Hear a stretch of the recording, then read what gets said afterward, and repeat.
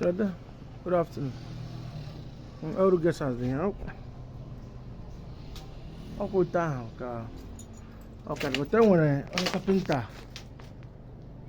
send here this morning, was then we Bengal at that time, so it wasn't a phone on send this here. So, but let's see where you have a good estimate. I want to see a matter to good here. Okay, so by this evening, I'm at you a camera. How far? You matter. Got to go around that.